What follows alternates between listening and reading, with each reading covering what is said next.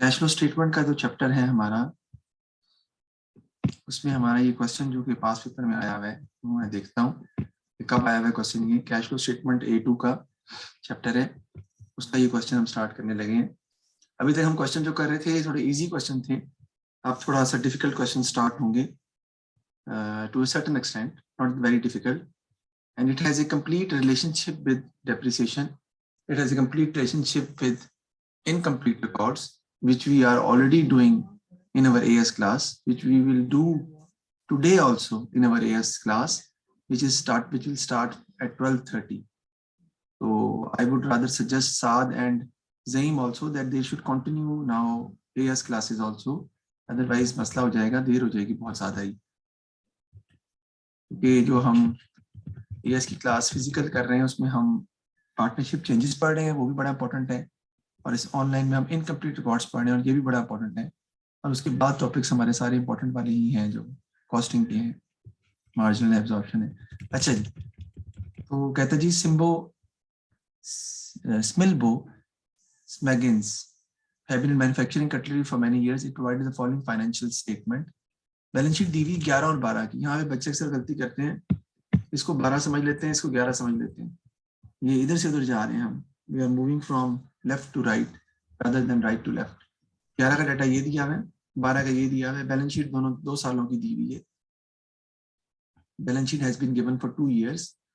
Plant and machinery, equipment, inventory, trade receivable, cash and cash equivalent, current liabilities दी हुई है, taxation भी दिया हुआ है इसमें, ठीक है, वेंचर दिए हुए हैं आपको, और ऑर्डिनरी शेयर, कैपिटल शेयर में रिटेन अर्निंग्स दिया हुआ है आपको, और उसके अलावा रेवेन्यू, ये इनकम स्टेटमेंट बना के दी हुई है, प्रॉफिट ऑफ ऑपरेशन गिवन है, फाइनेंस कॉस्ट है, टैक्सेशन है, वहां से हम इसको सॉल्व कर लेंगे। प्रॉफिट फ्रॉम ऑपरेशन हम यहाँ से पिकअप करेंगे।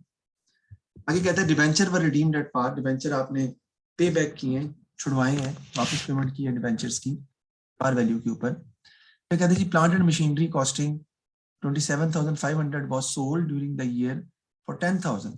प्लांट एंड मशीनरी कॉस्टिंग थी जितने की भी थी वो हमने बेची है 10,000 की। It had been depreciated by 19,600, उस पर डेप्रिसिएशन हमें बताई हुई है कि 19,600 है, तो हम उसकी बुक वैल्यू फाइंड कर सकते हैं। Additional machinery was purchased at a cost of 35,000. There is no depreciation charge in the year of disposal, acquisition, and there was no acquisition or disposal of office equipment during the year. 27,500, ठीक है जी, को हम अगर हम solve करें 27,500 minus 19,600 जो depreciation उस पर हो चुकी है, तो बुक वैल्यू उसकी आती है 7,900। बेचा आपने कितना है 10,000 का, तो आपको प्रॉफिट होगा 2,100 का, जो आपको कैश फ्लो स्टेटमेंट में शो करना पड़ेगा। तो चलें जी बनाते हैं इसकी हम कैश फ्लो स्टेटमेंट।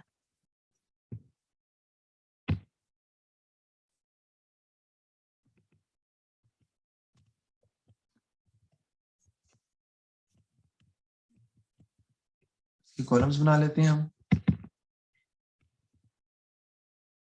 सबसे पहले आपको पता है पहला हेडिंग जो हमारी होती है वो आपकी होती है cash flow from operating activities.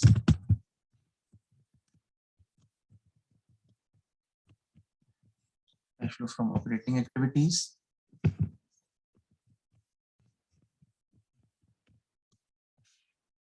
और इसमें हम स्टार्ट किससे करते हैं, as we are using indirect method, I have discuss with you.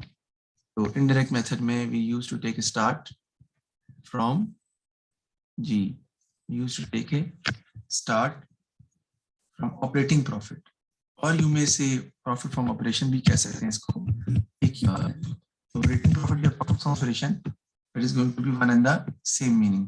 देखते हैं कितना दिया ऑपरेटिंग प्रॉफिट हमें सवाल में। ऑपरेटिंग प्रॉफिट हमें दिया है बेटा यहाँ पे प्रॉफिट फ्रॉम ऑपरेशंस 34548, हम लिख लेते हैं यहाँ पे जी 34548,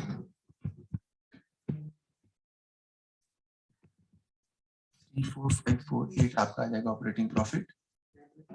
इसमें हम क्या करेंगे जी, ऐड कर लेंगे जी डेप्रिसिएशन, डेप्रिसिएशन जो हो रही, जो भी जिस पे हो रही है वो हम ऐड करेंगे। तो हम देखते हैं अभी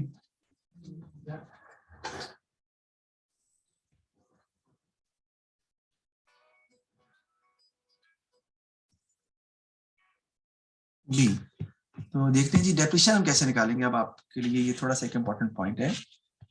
देखिए डेप्रिसिएशन के लिए प्लांट एंड मशीनरी की अगर हम बात करें तो प्लांट एंड मशीनरी ओपनिंग में 64,900 की थी और क्लोजिंग में 82,500 की थी। उसने क्वेश्चन में बताया है हमने प्लांट एंड मशीनरी परचेज की है, एडिशनल प्लांट एंड मशीनरी, वो कितने का परचेज किया हमने 35,000 का, ठीक है जी। और प्लांट एंड मशीनरी हमने सेल भी की। तो प्लांट एंड मशीनरी का हमें अकाउंट बनाना पड़ेगा नेट बुक वैल्यू मेथड से, जो कि आपने इनकम्प्लीट रिकॉर्ड में भी बनाए हुए हैं या बनाना सीखेंगे। जबकि ऑफिस इक्विपमेंट की अगर बात करें तो उसमें डेप्रिसिएशन कितनी हुई है वो हम डायरेक्टली डिफरेंस ले लेंगे। क्यों सर? इसलिए कि ऑफिस इक्विपमेंट ना तो हमने कोई परचेज की है, there is no office equipment which has been purchased, nothing has been given about it, and no equipment has been sold out. तो हम नेट बुक वैल्यू मेथड से भी उसका अकाउंट बना नहीं सकते क्योंकि हमने बेचा या खरीदा नहीं है। तो डिफरेंस जो आ रहा है यानी कि 11 से 12 में अगर आप देखें तो आपका जो ऑफिस इक्विपमेंट है उसकी वैल्यू डिक्रीज कर गई है 38355 से, वो हो गया 34519। तो आपका ऑफिस इक्विपमेंट डेप्रिशिएट कर गया 3836 से। वो मैं लिखूंगा जी, डेप्रिसिएशन ऑन ऑफिस इक्विपमेंट 3836 से आपकी डेप्रिसिएशन आ जाएगी और वो एड बैक करनी पड़ेगी आपको। नॉन कैश एक्सपेंस है ना, मैंने बताया था, डेप्रिसिएशन हमें एड बैक करनी पड़ेगी because of non cash expense. उसके बाद दोबारा ऐड होगा इसमें जी depreciation on plant and machinery,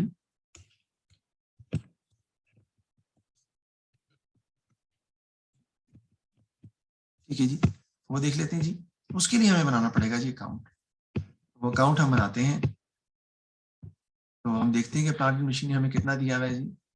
अगर हम देखें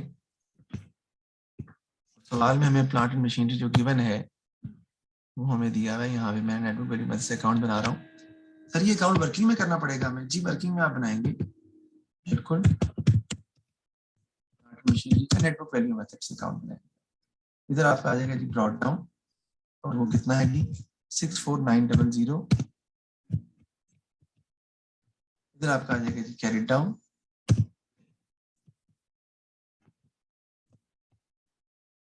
82500। उसके बाद एडिशन आपका आएगा, यानी कितना आपने और खरीदना चाहा। तो हम देखते हैं नीचे उसने कहा था एडिशनल मशीनरी आपने परचेज की है, तो यहाँ पे एडिशन जो है वो लिखा जाता है या जो आपने परचेज की है। इधर आपकी आ जाती है book value of asset sold. जो एसेट बेचा है ना बेटा उसकी बुक वैल्यू आती है, याद रखिएगा, क्योंकि ये नेट बुक वैल्यू मेथड से अकाउंट बन रहा है ना, उसमें जो भी चीज हम लिख रहे हैं सब बुक वैल्यू पे लिख रहे हैं। और बाकी जो डिफरेंस है that is going to be your depreciation और you may say income statement figure आपका बैलेंसिंग फिगर से निकल आएगा। तो वो हम इंशाल्लाह ताला भी निकालते हैं और सॉल्व करते हैं इसको। देखते हैं नीचे हमने नई मशीनरी कितने की परचेज की है, लिखना पड़ेगा ना आपको। नई मशीनरी आपने कितने की परचेज की है जी, वो है 35,000 की। ठीक है जी, हम उसको कि नई मशीनरी आपने परचेज की है कितने की, 35,000 की, ठीक है जी। और जो एसेट आपने बेचा उसकी बुक वैल्यू कितनी है, देखिए 27,500 का एसेट था, जबकि आपने उस पर डेप्रिसिएशन जो अब तक चार्ज हुई है वो भी दी गई क्वेश्चन में 19,600, वो माइनस कर देंगे हम तो 7,900 आपके पास आ जाएगी book value of asset sold. देखिए 27,500 माइनस 19,600 जो आएगा that is the book value of the asset sold. इसका हम टोटल कर लेते हैं। टोटल आपका आ जाएगा 99,999,000। इधर भी टोटल आपका आ जाएगा 99,900 और इसमें से हम जो है वो माइनस कर देंगे 7,900 माइनस 82,500। आपके पास डेप्रिसिएशन आ जाएगी which is charge for the year obviously 9,500 की। ये निकालने के लिए मैंने ये अकाउंट बनाया। इसे कहते हैं asset account through net book value, which is basically prepared to find the missing figure. And in this question, the missing figure is the depreciation charge on plant and machinery. अगर हम equipment की बात करें उसमें भी हमने missing figure ही निकाली है एक्चुअली, बट इक्विपमेंट में there was no addition given regarding equipment. There was no asset which has been sold, but in machinery, opening and closing machinery is given in the question, and we have purchased some machinery for 35,000, we have to write it on the debit side, and the asset which has been sold for 10,000, we need to write the book value of that asset sold, which should be written on the credit side, 27,500 minus 19,600, वो आ जाएगी 7,900. फिर carry down आप लिखेंगे, you will take the difference of the two sides, that is going to be your depreciation charge regarding plant and machinery, और ये आपको क्या करना पड़ेगा, ऐड भी करना पड़ेगा, जहाँ पर आप रिकॉर्ड कर रहे हैं अपना depreciation on plant and machinery 9,500. देखिए इसमें कोई मसला है तो मुझसे पूछ सकते हैं आप, कोई प्रॉब्लम नहीं है. And you don't need to write it in the message board, on the message board. You just need to keep your voice out directly to ask me. तो सबसे यहाँ पे फिर क्या आ जाएगा जी, आगे आपका डेप्शन आपने कर दी, लेस हो जाएगा जी आपका profit on sale of machinery. ये जरा इंपॉर्टेंट पॉइंट है, तो इस पे जरा पहले भी कल भी फोकस किया था मैंने, आज फिर फोकस करके बताऊंगा मैं. जो मशीनरी आपने बेची है बेटा, उसकी बुक वैल्यू 7,900 है, सामने लिखा हुआ है, टी अकाउंट के अंदर मौजूद है. बेची आपने 10,000 की है, आपको प्रॉफिट हो रहा है 29,100 का, वो आपका लेस हो जाएगा. ये बड़ा इंपॉर्टेंट पॉइंट. सर ये लेस क्यों कर रहे हैं? सब इसलिए कर रहे हैं कि 2100 की अमाउंट है, ये 10,000 में शामिल है, और 10,000 proceed from sale of asset है, एसेट बेच के जो पैसे आए हैं, जो हमने पूरी की पूरी अमाउंट इन्वेस्टिंग एक्टिविटीज में लिखनी है. यानी this whole amount will also be written under the heading of investing activities, which will already includes the amount of 7,900, the book value, and the profit 2,100. तो जब इन्वेस्टिंग एक्टिविटीज में आप profit मिला के proceed from sale of machinery record कर रहे हैं 10,000 की, तो आपने इनकम स्टेटमेंट के अंदर भी प्रॉफिट ऐड कर दिया है. तो वहां से प्रॉफिट इनकम स्टेटमेंट में ऐड कर दिया है, व्हाइल कैलकुलेटिंग ऑपरेटिंग प्रॉफिट, वहां से हमें सब्ट्रैक्ट करना पड़ेगा. इसलिए profit on sale of asset हम यहां से सब्ट्रैक्ट कर रहे हैं, और इसको combine proceed from sale of asset में इन्वेस्टिंग एक्टिविटीज के अंदर रिकॉर्ड कर लेंगे, क्योंकि वहां तो आता ही आता है. ये हमने profit on sale of asset machinery यहां से माइनस कर दिया. आगे आता है जी आपका changes in working capital changes. आपको पता ही है वर्किंग कैपिटल इन्वेंटरीज वगैरह चेंज होती हैं आपकी, ट्रेड पेबल्स चेंज होते हैं आपके, देखते हैं उनको हम. अगर आप गौर करें तो इन्वेंट्री जो है वो आपकी 1651 से बढ़ के हो गई है 18758. अगर बढ़ रही है उसका मतलब है कि क्या हो रहा है, इन्वेंट्री जो है वो क्या कर रही है, इंक्रीज कर रही है. इंक्रीज का मतलब है क्या होगा, कैश आउटफ्लो होगा, क्योंकि आप इन्वेंट्री परचेज कर रहे हैं एक तरह से. आप यहाँ पे लेस कर देंगे,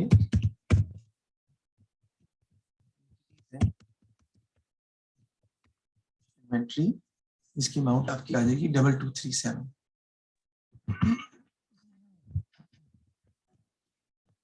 आप इसको यहाँ पे शो करना चाहें तो कोई बुरी बात नहीं है, नहीं भी शो करेंगे तो इशू नहीं है. ट्रेड रिसीवेबल में क्या हो रहा है जी, ट्रेड रिसीवेबल भी इंक्रीज कर रहे हैं. जब ट्रेड रिसीवेबल इंक्रीज करते हैं तो कैश आउटफ्लो होता है बेटा. तो 12,517 माइनस 17,623, तो ट्रेड रिसीवेबल इंक्रीज कर रहे हैं 5,106 से, which is again A cash outflow. यहाँ पे मैं क्या कर दूंगा, लेस कर दूंगा increase in trade receivable and the amount is 5,106, और ये भी हमारा क्या हो जाएगा, माइनस हो जाएगा. आगे देखते हैं वर्किंग कैपिटल में ट्रेड पेबल्स भी आते हैं आपके. 18,654 से बढ़ के 22,758 हो गए. 18,654 से बढ़ के 22,758 हो गए हैं, तो इंक्रीज कर गए 4,104 से. ट्रेड पेबल बेटा जब इंक्रीज करेंगे तो भी हमारा cash outflow, cash inflow record किया जाएगा. वो आपको क्या करना पड़ेगा, यहाँ पे ऐड करना पड़ेगा. शायद आपको याद ना हो, लेकिन मैं दोबारा भी इसको एक्सप्लेन कर दूंगा. ट्रेड पेबल हमारे क्या हो जाएंगे, ऐड हो जाएंगे 4,104 से. देखिए मैंने बताया था कि ट्रेड रिसीवेबल जब इंक्रीज होते हैं तो उसका मतलब है क्रेडिट सेल हुई है, यानी trade receivable to sales.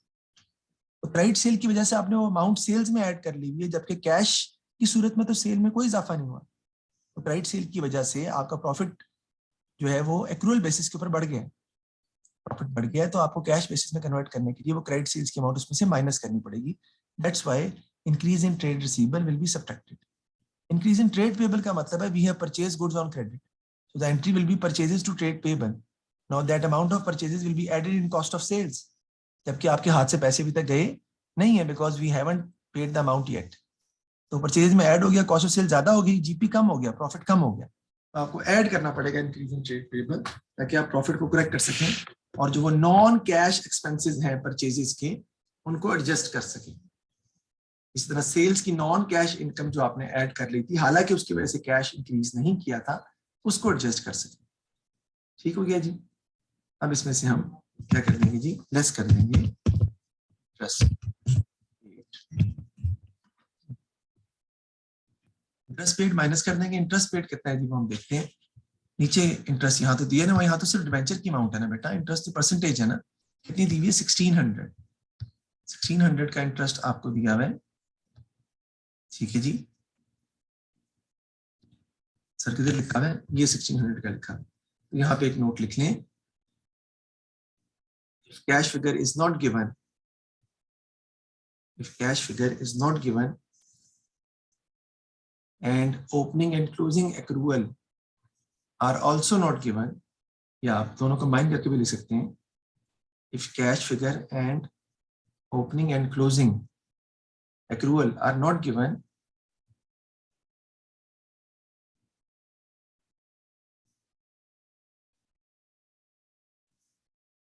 income statement figure will be treated as cash figure. Then income statement figure will be treated as cash figure. I repeat again, if opening and closing accrual and cash figure is not given, then income statement figure will be treated as cash figure. यानी कि जितनी finance cost income statement में लिखी हुई 1600, हम यही suppose करेंगे कि हमने इतनी ही पे कर दी, क्योंकि इसका कोई ओपनिंग क्लोजिंग कोई क्रूड वगैरह नहीं दिया हुआ. हम यही सपोज करेंगे कि हमने इतनी ही पे कर दी है. इसका मतलब है कि इनकम स्टेटमेंट फिगर और कैश फिगर दोनों सेम है. इंटरेस्ट पेड हम यहाँ से माइनस कर देंगे 1600 का, यहाँ पे सब्ट्रैक्ट हो जाएगा जी. 1600 हम माइनस कर देंगे. उसके बाद आ जाएगा जी आपके पास क्या बना, लेस टैक्स पेड. पहले किसी क्वेश्चन में टैक्स पेड नहीं था, इस क्वेश्चन में है, आपको रिकॉर्ड करना पड़ेगा. टैक्स पेड का अगर आप देखें, टैक्स पेड की अमाउंट हमें दी हुई है कितनी है, 5800, लेकिन ओपनिंग क्लोजिंग दिया हुआ है उसका 5800 दिया हुआ है, और ओपनिंग क्लोजिंग टैक्स का हमें दिया हुआ है 5530 और 4200. ये देखिए टैक्सेशन दी हुई है, इनकम स्टेटमेंट 5800, ओपनिंग क्लोजिंग दिया हुआ है 4200 और 5350. चुने हम टैक्स का क्या बनाना पड़ेगा, आपको टैक्स का अकाउंट बनाना पड़ेगा. सर अकाउंट कब बनाते हैं? मैंने कल ही बता दिया था. अगर किसी क्वेश्चन में ओपनिंग क्लोजिंग उस आइटम के हवाले से दी हो, इनकम्प्लीट रिकॉर्ड के साथ अटैच भी कर रहा हूं, तो आपको उसका अकाउंट बनाना पड़ेगा. लेकिन इनकम स्टेटमेंट बना इनकम्प्लीट रिकॉर्ड के अंदर हमें क्या चीज चाहिए होती है, इनकम स्टेटमेंट फिगर. जबकि कैश फ्लो स्टेटमेंट के अंदर हमें इसी अकाउंट के लिए, इसी अकाउंट की क्या चीज चाहिए, कैश फिगर चाहिए. इसके लिए जो हम टैक्स अकाउंट बना रहे हैं वो कैश फिगर के लिए बना रहे हैं. जबकि इनकम्प्लीट रिकॉर्ड में अगर हम टैक्स अकाउंट बनाते हैं या कोई भी एक्सपेंस अकाउंट बनाते हैं, तो हम किसके लिए बनाते हैं, इनकम स्टेटमेंट फिगर के लिए. सर क्यों? क्योंकि हमें इनकम्प्लीट रिकॉर्ड के अंदर इनकम स्टेटमेंट फिगर चाहिए, क्योंकि हम इनकम स्टेटमेंट बनानी होती है, रिक्वायरमेंट भी नहीं होती वो. जबकि कैश फ्लो स्टेटमेंट के अंदर हमें कैश फिगर चाहिए, क्योंकि हमें कैश फिगर क्वेश्चन में नहीं दी हुई, विच इज द रिक्वायरमेंट. जाहिर बात आपको पता है कि टैक्स जो है वो लायबिलिटी होती है, ब्रॉट डाउन क्रेडिट साइड पे आपका आएगा, और वो कितना है 4200. ये टैक्स है पिछले साल का जो अभी तक आपने पे नहीं किया. वैसे याद रख लें कि पिछले साल का टैक्स हम अगले साल पे करते हैं, नॉर्मल वे है. इनकम सिर्फ फिगर आपकी यहाँ आ जाएगी जो कि क्वेश्चन में दी हुई है, कितनी 5800. मैं आप टोटल कर लूंगा जी. टोटल करके मैं ये अमाउंट जो है वो माइनस कर दूंगा, तो मेरे पास इनकम स्टेटमेंट फिगर जो है वो, इनकम स्टेटमेंट फिगर कह रहा हूँ, मेरे पास आ जाएगी कैश फिगर, जो कि मुझे क्या करनी है, फाइंड करनी थी, क्योंकि मुझे कैश फ्लो में लिखनी है. असल में कैश फिगर तो मुझे लिखनी है. तो हम देख लेते हैं जी, 4200 प्लस 5800, 10,000 आता है, minus 5350, 4650 is the cash figure. ये 4650 मैंने कैश फिगर फाइंड कर ली है आसानी के साथ। अब ये 4650 is the cash figure which suppose to be written in the cash flow statement. हम उसको रिकॉर्ड करेंगे टैक्स पेड के नाम से। सारी बातें interest paid tax paid minus ही होगा, ये रिवर्स नहीं जा रहे हैं, ये नॉर्मल माइनस करना आपने, क्योंकि ऑपरेटिंग प्रॉफिट में अभी तक हमने ये माइनस नहीं किया हुआ। ये आप इसको एडजस्ट करेंगे, आपके पास cash flow from operating activities का आंसर आ जाएगा 3836। शफाक आप भी चेक कर लीजिएगा, 9500 माइनस 2100, सवाल नहीं calculation, 2237 minus 5106 plus 4104 minus 1600 minus 4650, 1747 आ रहा है मेरा पॉजिटिव, चेक कर लीजिएगा इसको। ये आ जाएगा 1747 पॉजिटिव। कल जो मैं क्वेश्चन करवा रहा था मैंने उसमें डेप्रिसिएशन की फिगर छोड़ दी थी, बाकी सवाल हमने पूरा कंप्लीट कर दिया था। वो डेप्रिसिएशन की फिगर जो है वो मशीनरी जो हमने नई खरीदी है और जो एसेट बेचा था उसकी बुक वैल्यू में आप डिफरेंस लेंगे तो आपके पास डेप्रिसिएशन निकल आएगी जो कि आपने ऐड बैक करनी थी 64,000 की। मैंने वॉइस नोट भी उसका भेज दिया था आपको। सवाल को कंप्लीट लाजमी कर लीजिएगा जो खत्म हो गया था। इन्वेस्टिंग एक्टिविटीज नेक्स्ट हमारी हेडिंग बन जाती है जो कि आपने रिकॉर्ड करनी है। Cash flow from investing activities के बारे में अब हम देखते हैं कि क्या क्या चीजें, डाटा क्या क्या दिया है हमें। इन्वेस्टिंग एक्टिविटीज का अगर हम देखें सवाल में, तो इन्वेस्टिंग एक्टिविटीज के हवाले से हमने मशीनरी परचेज की बेटा और बेची भी है। मशीनरी परचेज की है 35,000 की जी, और बेची आपने 10,000 की। Anyone wants to say something? किसे हुआ?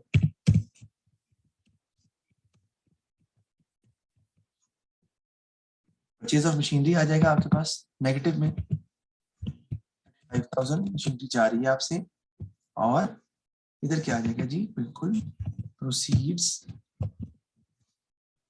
फ्रॉम सेल ऑफ मशीनरी, वो आपका इधर आ जाएगा। जो पैसे आप बेच के मशीनरी से रिसीव कर रहे हैं दैट इज 10,000, डेफिनेटली वो पॉजिटिव में आएगा। इसके अलावा कोई डिविडेंड रिसीव्ड होता, कोई इंटरेस्ट रिसीव्ड होता, यानी आपने किसी और बिजनेस में कोई इन्वेस्टमेंट की भी और वहां से आपको पैसे जनरेट हो रहे हैं, मिल रहे हैं, तो वो भी हम यहाँ पर रिकॉर्ड करते। फिलहाल मौजूद नहीं है, मैं रिकॉर्ड नहीं कर रहा। ये हमने कैश फ्लो रिकॉर्ड कर लिया किससे, इन्वेस्टिंग एक्टिविटीज के हवाले से। आगे आपका आ जाएगा जी कैश फ्लो इन्वेस्टिंग एक्टिविटीज। देखिए दोनों चैप्टर बड़े कंफ्यूजिंग है। दोनों चैप्टर से मुराद ये है कि इनकम्प्लीट रिकॉर्ड और अगर आप इकट्ठे कर रहे हो ना कैश फ्लो स्टेटमेंट, आपको थोड़ा सा डिफरेंट सा महसूस होता है, थोड़ी सी कंफ्यूजन महसूस होती है। वो कंफ्यूजन किस चीज की है वो मैं आपको बताने जा रहा हूँ। वो कंफ्यूजन इस चीज की है कि आपने अकाउंट तो सेम बनाने हैं, आई मीन सवाल तो आपने सेम सॉल्व करने, सवाल तो एक ही तरीके से सॉल्व होना है जी, लेकिन अकाउंट बनाते वक्त इनकम्प्लीट रिकॉर्ड में हम एक्सपेंस और इनकम का अकाउंट बनाते वक्त फाइंड क्या कर रहे होते हैं, इनकम स्टेटमेंट फिगर। जबकि एक्सपेंस और इनकम का अकाउंट बनाते वक्त कैश फ्लो स्टेटमेंट में हम फाइंड क्या कर रहे होते हैं, कैश फिगर। ये चीजें यानी कि फिगर दी होती है आपको, कैश फिगर दी होती है, इनकम स्टेटमेंट फिगर नहीं दी होती, और इसमें जो है आपको इनकम स्टेटमेंट फिगर दी होती है और कैश फिगर नहीं दी होती। बिल्कुल उसी तरह जिस तरह मैंने टैक्स का अकाउंट बना के आपके सामने रखा हुआ है। Proceed from issue of share, shares को बेच के जो पैसे मिले हैं वो हम यहाँ रिकॉर्ड करेंगे। देखिए शेयर्स हम देखते हैं कितने परचेज किए आपने, 40,000 से ऑर्डिनरी शेयर कैपिटल इंक्रीज होकर 60,000 हो गए। इसका मतलब है कि यहाँ पे हमने अल्हम्दुलिल्लाह 20,000 जो है वो शेयर इशू किए हैं, कितने के, और इन पर प्रीमियम भी आपका है कितना, 8,000 से बढ़ के वो कितना हो गया, 10,000। 20,000 का शेयर कैपिटल है बेटा, 10,000 का शेयर प्रीमियम है। We are suppose to write the bank figure. The bank figure is the total of share capital and share premium, and that has to be 30,000. I am going to write 30,000 as proceeds from issue of share. 30,000 से मेरा आपका cash inflow जो है वो बढ़ जाएगा। उसके बाद आप डिबेंचर रिडीम करा रहे हैं, वो भी मेरा यहाँ पे लिख लूंगा जी मैं, रिडेम्पशन ऑफ डिबेंचर। आज जिस बच्चे ने लेक्चर मिस कर दिया है मेरा, उसको कैश फ्लो स्टेटमेंट का सवाल अब सारी जिंदगी समझ नहीं आएगा, क्योंकि इसका एक अपना थीम है, इसका अपना एक फॉर्मेट है, जिसकी बेसिस पर आपको सवाल करके अंडरस्टैंड करना पड़ता है। जो बच्चे सीरियस नहीं है, आई वोंट नेम देम, और क्लास में नहीं आ रहे, वो उनका रिजल्ट बिल्कुल वैसे ही आना है जैसे पहले आया था, और ऐसे ही आता रहेगा सारी जिंदगी। क्योंकि जो बच्चा मुझसे भी नहीं पढ़ पाया, देखिए जो खुद मैसेज करके बच्चों को बुला रहे हैं पढ़ा दें किसी तरीके से, उसका तो फिर अल्लाह ही मालिक है। तो रिडेम्पशन और डिबेंचर की बात कर रहे हैं, इसका सवाल बड़ा इंपॉर्टेंट है इस दफा कैश फ्लो का पेपर का, A2 में। रिडेम्पशन कितने की हो रही है? वेंचर व रिडीम्ड एट पार, यानी पार का मतलब जितने थे उसी अमाउंट पर हम छुड़वा रहे हैं, यानी 50,000 थे, देखें डिबेंचर ये लिखे आप कितने होंगे 30,000 की, तो 20,000 के डिबेंचर हमने रिडीम करवा लिए। जब रिडीम करवाएंगे बेटा तो आपका डिबेंचर कैश आउटफ्लो होगा, 20,000 नेगेटिव में आएगा, कैश आउटफ्लो है, आप पेमेंट तो कर रहे हैं। और इसमें क्या आ जाती है बात, इसके अलावा डिविडेंड पेड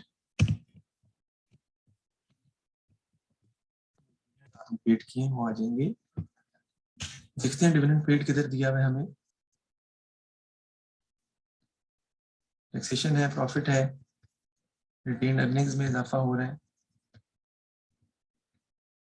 जी। डिविडेंड पेड तो फिलहाल इसमें मौजूद नहीं है, लेकिन अगर हम रिटेन अर्निंग्स को देखें जरा, just for the sake of your, तो रिटेन अर्निंग्स में कितना इजाफा हो रहा है, देखिए 17898 की ओपनिंग है, रिटेन अर्निंग्स की बात कर रहा हूँ बेटा, 17898 की ओपनिंग है, और इस साल कितनी हमारा इजाफा हुआ है 27 प्रॉफिट में 27148, तो अगर दोनों को ऐड करें तो आएगा 45046, जो कि क्लोजिंग में शो हो रहा है। ये शो कर रहा है कि डिविडेंड पेड की अमाउंट नहीं है, ये शो नहीं करना कि सवाल, ये शो नहीं कर रहा कि सवाल में दिया नहीं हुआ, इसलिए गलत। मैंने retain earning at the start, company में आपने पढ़ा हुआ रिटेन अर्निंग से column, retain earning at the start 17898 को मैंने पकड़ा, उसमें मैंने प्रॉफिट ऐड किया 27148, जो आएगा उसमें से डिविडेंड माइनस होता है, लेकिन आपकी amount retain earnings at the end automatically वही निकल रही है। इसका मतलब है कंपनी ने कोई डिविडेंड पे नहीं किया, नॉर्मली ऐसे होता नहीं है, लेकिन सवाल इस तरह से डेवलप किया हुआ है, हम उसको ऐसे एडजस्ट कर सकते हैं। तो ये हमारा कितना आ जाएगा जी, ये 10,000 का पॉजिटिव बैलेंस आपका आ रहा है, क्योंकि हर सवाल में डिविडेंड पेड हमेशा दिया होता है, याद रखिए। इसको हम एडजस्ट करेंगे, आपका आ जाएगा नेट इंक्रीज और decrease in cash and cash equivalent. तो आपका जो आता है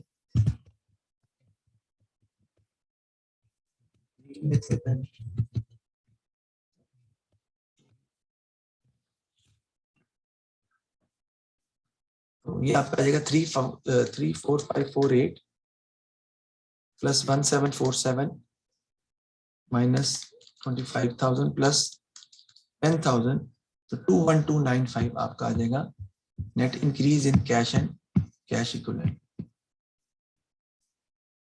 मैं लिख लूंगा 21595, ये आपका आ जाएगा जी नेट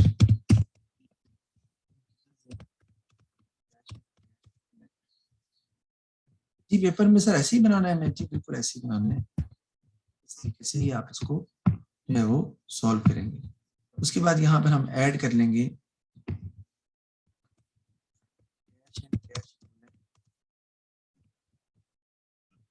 एट द स्टार्ट,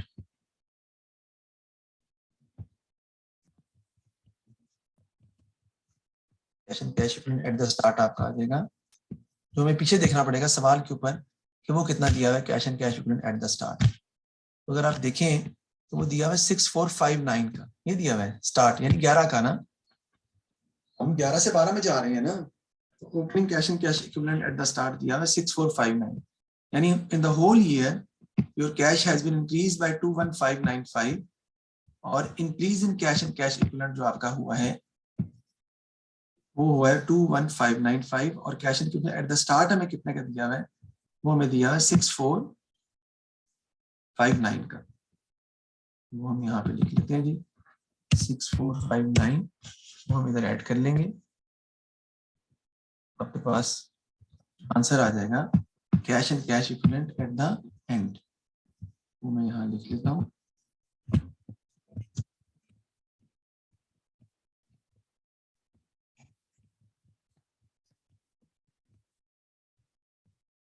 और वो हम टोटल भी करके देखते हैं कितना आता है जी। 212 वो मैंने गलत लिखा है, 6459, तो 27754 आ जाएगा आपका आंसर। लेकिन ऊपर जो मैंने लिखा हुआ है वो है, सॉरी मैं एक मिनट लिखूं, नीचे जाएंगे ना, कितना है बताओ? ये 21295 है मेरा ख्याल है,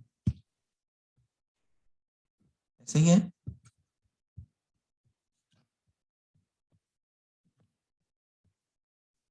ये जो है ना 295, इसमें 6459 हमने ऐड कर दिया, तो मेरे पास cash and cash at the end आ गया 27754, आपका वही निकला है जो क्वेश्चन में दिया है। तो सर कैश फ्लो स्टेटमेंट का आंसर हम चेक कर सकते हैं, इसका मतलब है यानी कैश फ्लो स्टेटमेंट बना के हम देख सकते हैं हमने सही बनाई कि नहीं बनाई? जी बिल्कुल ऐसा ही है, हम इवैल्यूएट कर सकते हैं कैश फ्लो स्टेटमेंट को, या आपने करेक्ट प्रिपेयर की है या अनकरेक्ट प्रिपेयर की है, ये आप चेक करके देख सकते हैं, जो कि मैंने यहाँ पर आपको समझा भी दी है।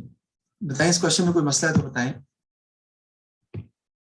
तो आपका डेप्रिसिएशन का कॉस्ट मेथड होगा तो सवाल में आपको मजीद अकाउंट्स भी डेवलप करने पड़ेंगे। प्रॉफिट देखें, profit on sale of asset मैंने बताया था ना, हमने माइनस किया है क्योंकि वो प्रॉफिट 10,000 का यहाँ पर आपने प्रॉफिट मिला के ऐड कर दिया है।